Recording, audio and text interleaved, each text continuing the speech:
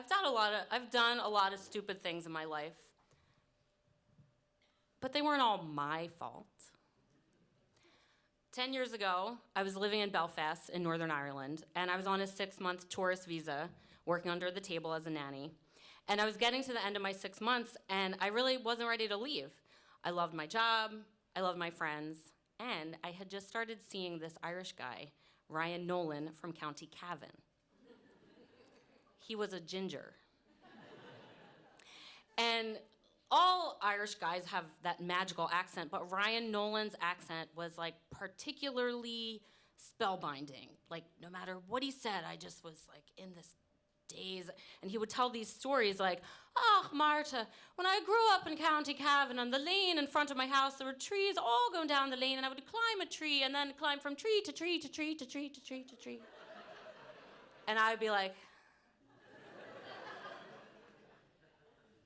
so I came up with this scheme to try to stay longer, and it involved flying out of Northern Ireland, which technically is part of the UK, and flying into Dublin, which technically Ireland was a separate country, getting a new stamp on my passport, and then coming up over the border where there was no police or immigration officers or anything, back into Belfast, and then have Ryan Nolan read me the dictionary in his accent.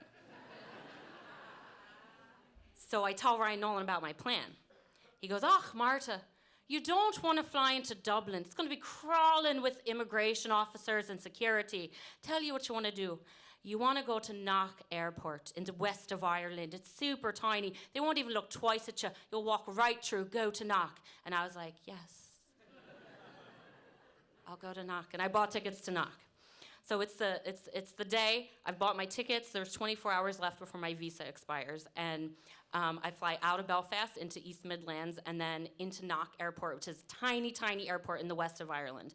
And there's literally no one in this airport as I walk in. And I realize Ryan Nolan was mistaken.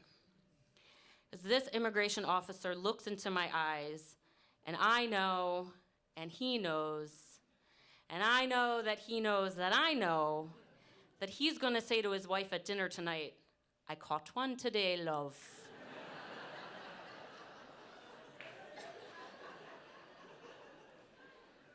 He starts asking me all the questions. Where are you coming from? Where are you going? What do you do for a living? How much money do you have? If you're traveling all over Ireland, why don't you have a bigger bag?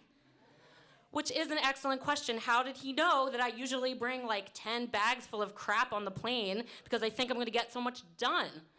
Tax returns falling out, old Christmas cards, death of a salesman, so much stuff. But not this time.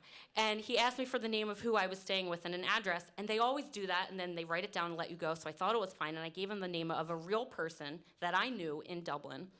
And he went back in the little room and actually called them and caught them off guard and came back out and said, "She's not expecting you. That's deception. Go stand against the wall. You're getting back on the plane you came on."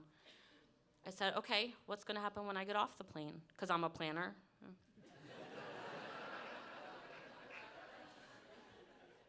He said, "I don't know. It's not my problem. They'll probably deport you, but I'm not letting you in. Go stand against the wall."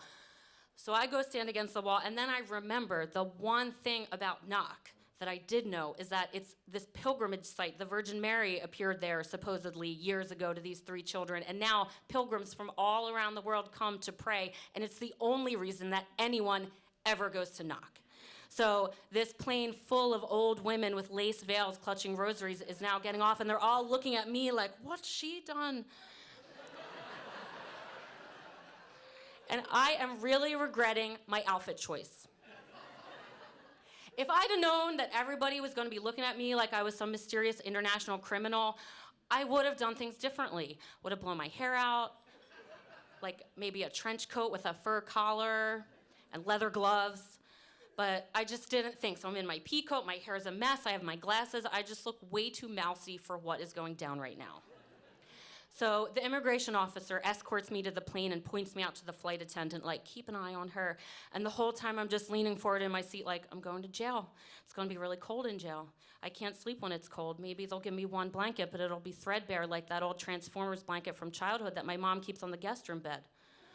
I might get a sandwich, but all the sandwiches in Ireland have mayonnaise on them, and I hate mayonnaise, so I won't be able to eat it. The toilet paper is going to be rationed. I'll get like 2 sheets. It'll be 1 ply. So we get off the plane, and the line off the plane is moving really slowly, and as we get to the front, I see it's because the immigration officer there is checking everyone's passport against a printout of my face. So I go, like I'm claiming a raffle prize, and then they bring me into the interrogation room. It's me at one side of the table across from another young officer, and part of me wants to be like, bless me, Father, for I have sinned. The other part's like, be cool. You know how to act like you're something you're not. You've been in how many job interviews? But this officer is actually really nice, and he's about my age, and we have this great getting to know you conversation. He shows such an interest in my work and my life and my finances. And it's basically a date. And then he says, you have 24 hours to leave or we'll deport you. I say, okay. I'll look for you on Facebook. And I go back to Belfast and I call Ryan Nolan and he says, oh, Marta, I feel terrible. It's my fault. I'm so sorry. It's all my fault. I'm the one who told you to go to knock. But I can't be mad because of the accent. So I'm just like. And ever since then, whenever I fly internationally, I have to answer a lot of uncomfortable questions and prove that I'm not a criminal. I've done a lot of stupid things in my life, but this one I blame on the magic. Thank you.